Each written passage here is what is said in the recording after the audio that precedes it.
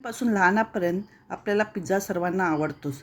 घरीच आपण जर पिझ्झा बेस नसेल तर ब्रेडपासून पिझ्झा कसा बनवायचा ते मी तुम्हाला दाखवणार आहे. त्यामुळे मी एक स्लाईस घेतले ब्रेडचा आणि आता आपण ब्रेड पिझ्झा कसा बनवायचा ते पाहूया. आणि त्यावरती मी 1 टेबलस्पून जो पिझ्झा टॉपिंग भेटतं बाजारात ते मी त्याच्यावर पसरून घेतलेलं आहे.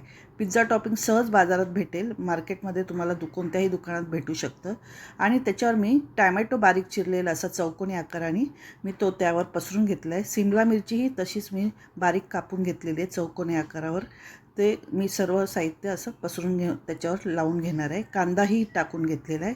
याप्रमाणे टॅमॅटो, सिमला मिरची, कांदा आपण घालून घेतलेला आहे. जर तुमच्याकडे कॉर्न असतील तर ते मक्याचे दाणेही तुम्ही टाकू शकता. आता त्यावरती मी मोझरेला चीज किसून असं टाकलेलं आहे. तुम्ही चीजचे ट्यूब असतील ते किसून घातले तरीही चालेल. याप्रमाणे भरपूर चीज घालून घेतलेलं आहे.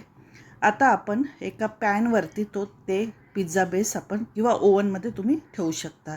1 मिनटं आपल्याला वाफवून घ्यायचं आहे. तर पॅनवर मी जाडबुडाचं पॅन आहे, त्याच्यावर मी अमूल बटर लावून घेतलेलं आहे. आणि आता ब्रेडची स्लाईस आपण जो पिझ्झा तयार करून घेतला आहे तो त्यावर टाकून घेतलेला आहे. आणि झाकून आपण 1 मिनटं ठेवून द्यायचं आहे. याप्रमाणे चीज वितळलं गेलं पाहिजे. आणि ओव्हनमध्ये जर तुम्ही ठेवत असाल तर तुम्ही 1 मिनटं ओव्हनमध्येही ठेवू शकता. याप्रमाणे चीज वितळलेलं आहे आणि आपला ब्रेड पिझ्झा तयार झालेला आहे. आता त्यावर आपण चिली ऑरिगॅनो आपण टाकू शकता आणि टॅमॅटो सॉस बरोबर तुम्ही हा पिझ्झा खाऊ शकता.